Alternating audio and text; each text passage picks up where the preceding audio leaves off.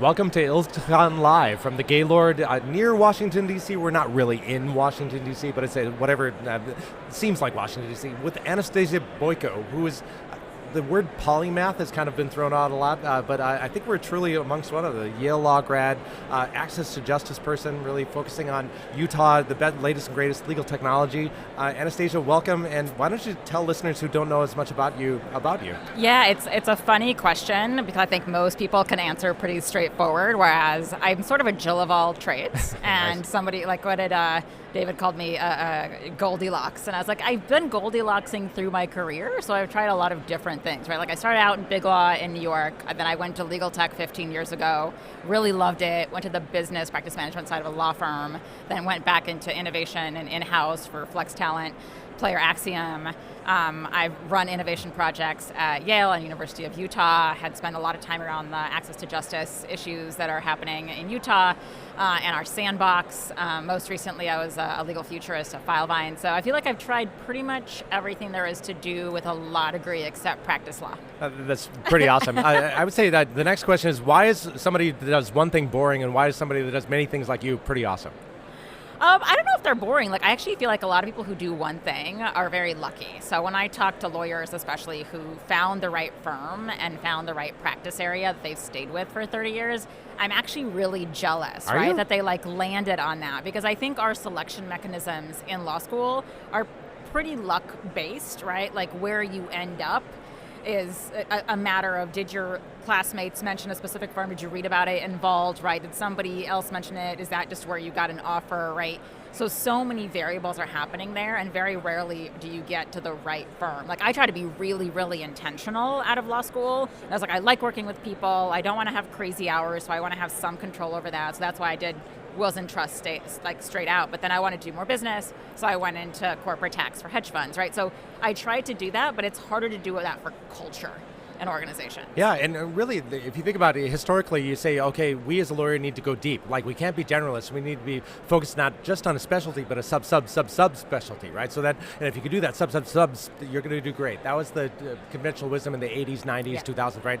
But with AI, I wonder if that's true. I mean, the biggest thing with AI is, like, you need to be able to surf the waves of being flexible. So is it better to sub specialize, or is it better to be a Jill of all trades? Yeah, so I love just studying behavioral patterns. I was a psych major in undergrad, and I'm fascinated about lawyer behavior. So people ask me, like, why are you still in legal 20 years, right? Like, we're a fairly slow-moving, idiosyncratic group of people, and what I'm motivated by is, like, we're so smart at certain things, we're not necessarily as good at running our organizations or being more efficient or creating new models that work.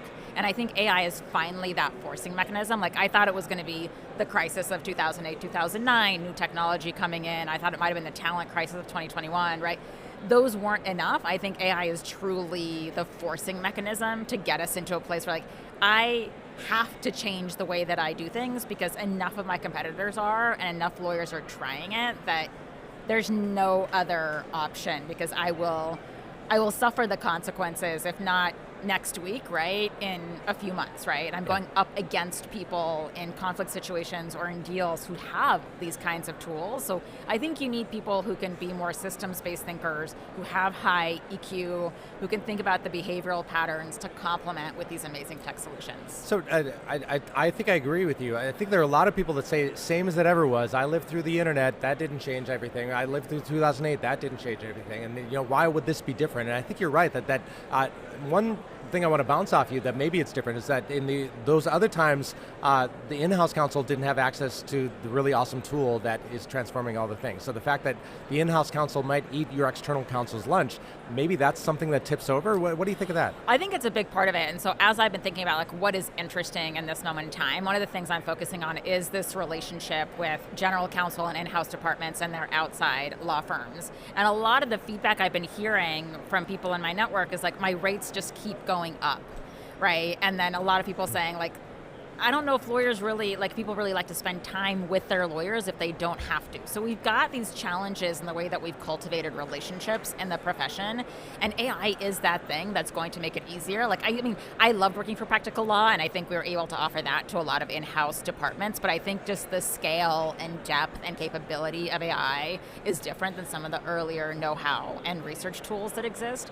And so I think at this point, as soon as in-house departments can pull more and more of this in and be less and less reliant on firms, we're going to see really clearly in the low tide of that how many firms have done good job keeping relationships. I think that's right, because to demand $2,500 an hour, fees, you really need to be able to show the value of that $2,500, and the delta between that and a 2-cent ChatGPT question, right, is the difference between that delta, is that $2,500 worth of delta or not? And I think lawyers are going to have to... Yeah, and many of them seem confused as we start talking about value-added billing, right? Everyone's like, what is value-added billing? Like, where is the treasure hunt? Like, how do we do this? And I thought, like, we've been talking about alternative fees for a really long time. Yeah. And if you don't understand what value you're bringing to your clients, we are in a very bizarre place, right? Or even conversations I'm having with finance leads at firms who, want to figure out how to bill for the AI. Sure, like there's a time and a place to have a conversation about how to use AI plus tools that cost a lot of money, but fundamentally, like, I don't believe that your clients should be worried about what your cost of doing business is, right? They want really good service. They want to be able to rely on you. They want to be able to trust you.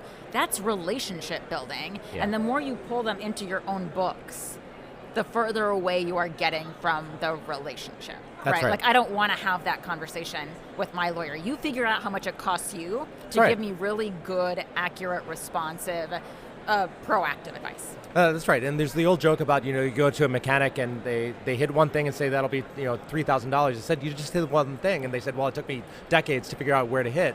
So that's the $2,500 lawyer is probably, it took me decades to do that.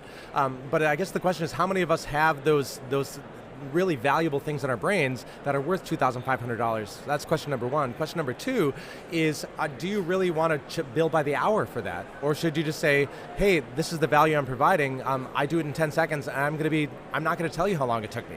I'm just going to give you the outside. So what do you think of the billable hour going away? I would love to. I've been obsessed with alternative fees since 2009. I organized a panel around this, and I, like everybody who discovers alt fees, thinks I'm the first person to discover alt fees. I am not, right? Much smarter people than me for decades have been talking about this. Like, it's taken time for the billable hour to get here from bulk billing before. I think that there's a real important nuance here to understand, like, what is it that you are providing for your clients?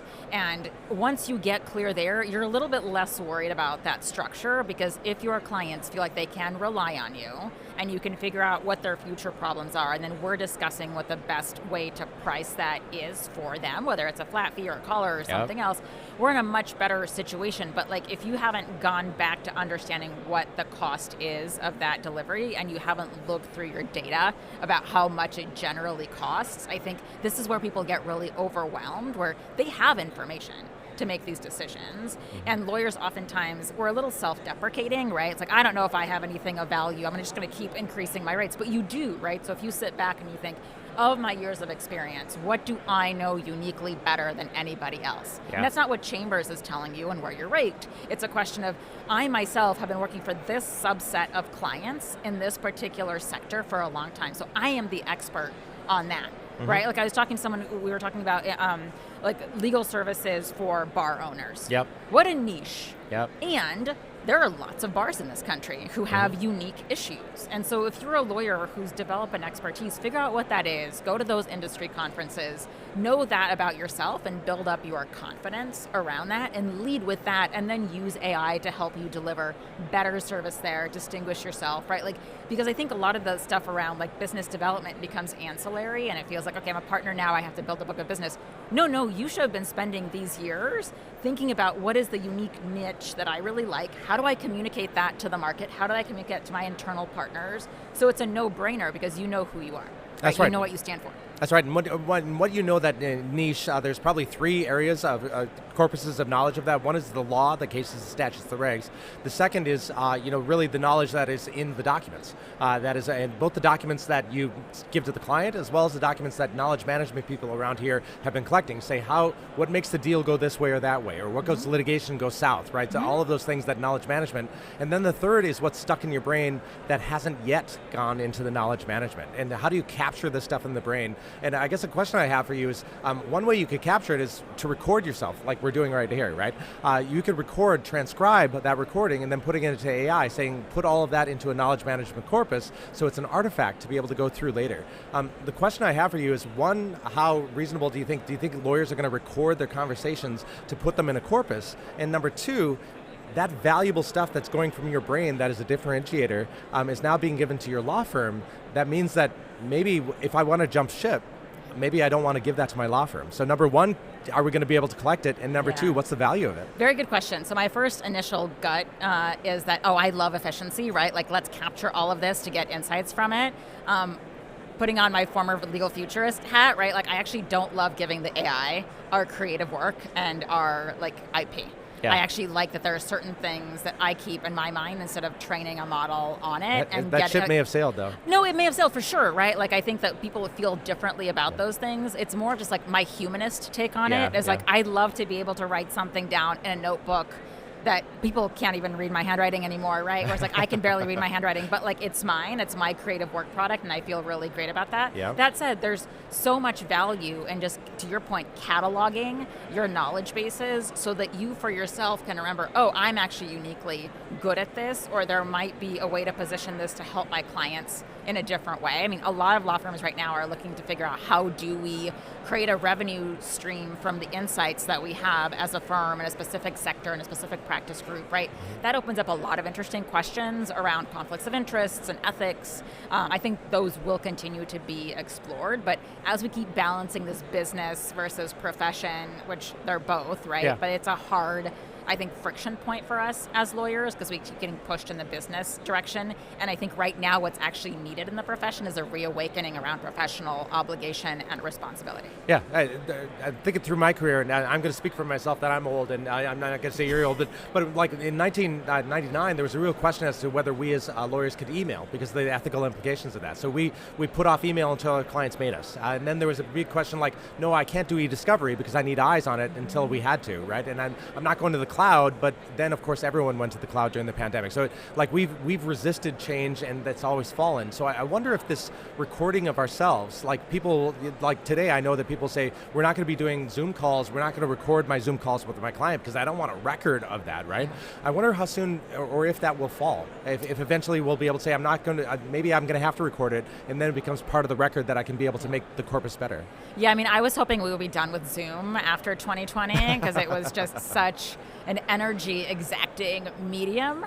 I actually think behaviorally we're moving in the opposite direction of in-person and phone calls and conversations. I think many of us are just inundated with the numerous modes of technology and communication that we have, and our brains don't enjoy it, right? Like, we feel really stressed in those environments. And now that we have so many different channels of communication, I actually don't think it's the most effective way of getting messages across, right? And we know, like, we have enough data around the fact that to counterbalance the efficiency of AI, we need a lot more just human interaction. Like, what AI can't do is have the one-on-one conversation to pick up the verbal cues, right? Yeah. To understand that. So if I'm a lawyer and I'm on a phone call with a client or on a Zoom, I'm probably checking email, I'm probably on my phone. Like, I'm missing a good chunk of that discussion and the nonverbal things that are happening. I'm probably missing what my client actually wants to get out of our transaction and what they're paying me for, right? I'm just going to go to the shortcut of like, okay, previously clients who act this way, who ask this question, want X, versus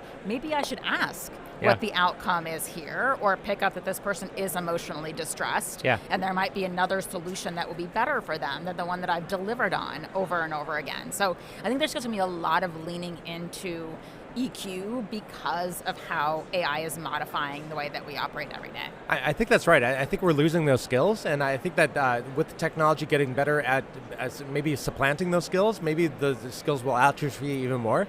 Especially for lawyers, right? We know this, that those are not where we index highest. Yeah. And so I think this is where it's a good moment for law firms and law firm leaders and lawyers who know they have those skills to lean into them and keep enhancing them, because that's how you're going to get people to want to stay, to want to build with you, to get through these waves. Like, one of the things I've been telling people is, like, we're going through a really massive shift. And what you need right now, because none of us have any idea how this is going to turn out, is you got to get some surfing skills, right? And those surfing skills are about finding your true north, understanding your focus, understanding like where you need to have your foot placement. A lot of it is just basic human grounding, which I get through yoga. I teach yoga. I've been practicing for 21 years. For me, it's always, whenever I'm overwhelmed and there's an uncertain situation, it's like, all right, get my footing, get my breath, ground, right? And then I can make good decisions because I have a lot of knowledge. It's sitting in my body, to your point about lawyers, right? Like, it's there. I don't even know that it's there. It's subconscious. And so how do I access that? Actually, it's a lot of this somatic work that seems like woo-woo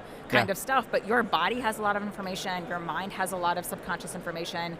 Use working with your body and your emotions to get better decision-making on your own part, right? And to navigate these natural stressors better, because you're going to be better for yourself and for your clients. Yeah, that's great. We said earlier about polymath, and so you connecting yoga with the legal technology and the practice of law, that demonstrates the disparate connections that you can be able to pull together and pull a thread, much like large language models can pull these things together. So I think today we need Anastasia Boyko to be able to draw these things, and there's no one like you that could be able to do this. So I guess the question is, liberal arts, you're a Yale person, right? Yeah. And so to be able to, this obviously comes from your taking the liberal arts and connecting disparate concepts.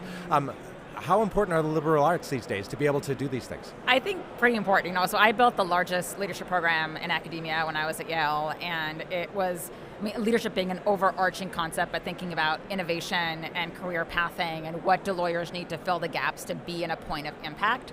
But a lot of the alums who I spoke to, who are incredibly impressive in their own right? Like, big business sense would tell me, actually, these students needed training in the classics and in humanities, right? Like, there was a funny meme going around, right, about the fact that, like, why do we need liberal arts education? Like, maybe this is the moment where we have a lot of changes in our government, and now we need to ask, like, why it's so hard for us to tell the truth in different media sources, right? Like, this is why, right? This, like, liberal arts teaches us how to think. It teaches us how to interact. And as much as we want to think that we're singular in this generation, in this moment in time, which we are, right? Like, every moment is uniquely different. There's so many patterns in human history and the evolutions of governments and empires and the psyche that repeat themselves, right? So we, as much as we want to be different, we are cycling through the human experience, and there's a lot to learn about what worked and what didn't work in the past, and why certain principles are really important in democracy,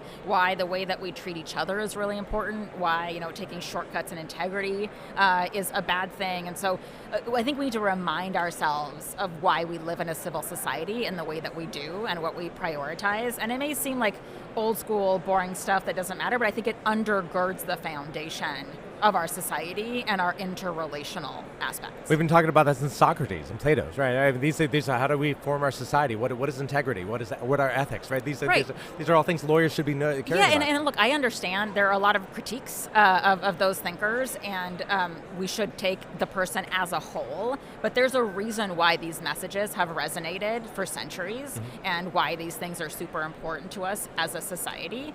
We should remember that, right? Like, there is a deep fracturing that's happening, and lawyers are, like, we are the stewards of the realm. Like, we understand how the entire enterprise operates. And that's a lot to shoulder, I understand that. But simultaneously, like, you've got such privilege. With privilege comes obligation, and therefore, if you want to keep a society like this, you need to understand why the society was built this way and what the foundation is. That's fantastic. We only have a bit of time left, so I have one question, and then we'll close. So the question I have is somebody, all these things, high integrity, high ethics, the emotional quotient to be able to see someone's body language and that kind of thing.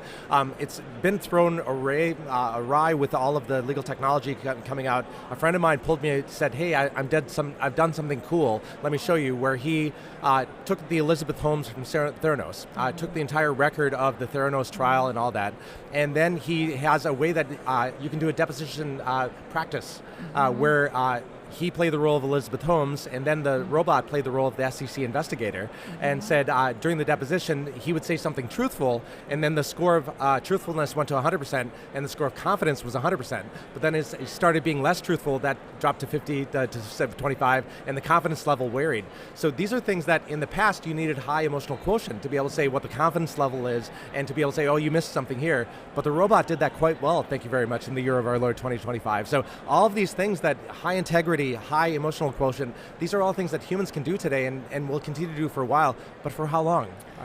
Yeah, and asterisk, right? Like the caveat is we know that AI models tend to be sometimes sycophantic, right? Yeah. And tend to reinforce our confirmation bias on these things. And so a lot of this is going to be, we have to decide for ourselves whether these models are actually accurate in the same way that we watch an AI video and we can tell, right? Like even if it's really good, we can tell it's AI. For now. I think, yeah, and to a large extent, it's going to get better, but same with emotional interrelatability. I don't think the machine has fully gotten to that interrelatability. I think it's nice to have ways to measure behavioral accuracy or behavioral reactions. I think we did that with lie detector tests, right? Like we keep trying to do that and replace humans. But my question is like, what do we as humans want? Like, do we want the interpersonal? Absolutely love the gut check.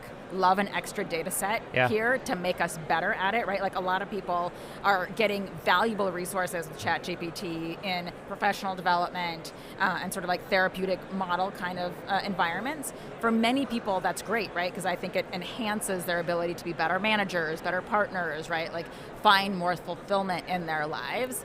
And there's like the human experience, which you don't want to forget. You don't want to live through a machine or default most of those reactions to a machine. You want to be a person. That's right. I find myself conflicted because I agree with you, and I also want your brain to be put into a clone so I can chat with you for hours and hours at 3 a.m. whenever I want. So I think that your brain should be bottled somehow and made into something that I can interact and the world can interact with. So since I can't have that today, why don't we close by saying, like, what are you excited about? What are you optimistic about as we go forward into our AI future? Yeah, so what I'm excited about, the word that I've been coalescing around at this conference and previous conferences this year is nexus. Like there are a lot of strings of things we've done in legal tech, in the profession, in our innovation systems, in access to justice. Like there's a nexus to all of these things. And so I'm really excited for polymaths to have a moment, right, where we can see a lot of things connect all at once, and it becomes this really generative accelerator because folks can see what's happening over here in this universe and that universe. I love different functions of law firms coming together, right, that haven't been together before, and innovation is the nexus of that.